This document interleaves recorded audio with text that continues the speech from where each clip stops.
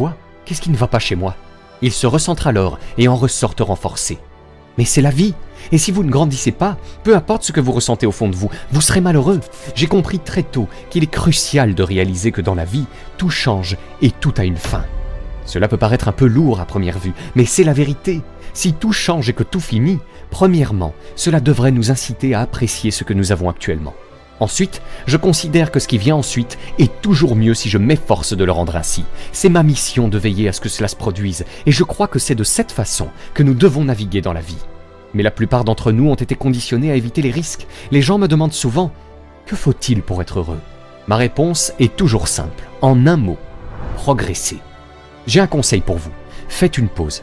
Déconnectez-vous des médias sociaux, quittez Internet, débranchez-vous et évaluez où vous en êtes et où vous devriez être. Je sais que vous êtes épuisé, que vous êtes fatigué, que vous êtes là, confus, plein de questions, que vous êtes blessé et que vous souffrez dans des endroits que personne ne peut voir. Mais si vous faites une pause, vous pouvez guérir. Vous vous trouvez au bord du précipice, à l'aube du plus grand mouvement de votre vie. Et le moment est venu, plus que jamais, de faire un acte de foi. Cela demande de la foi pour sauter dans l'inconnu. Il faut de la foi pour s'engager envers son objectif, son destin. Il faut de la foi pour s'éloigner de ce qui est familier, pour explorer des territoires inconnus, pour devenir la personne que vous êtes destiné à être. Il faut de la foi.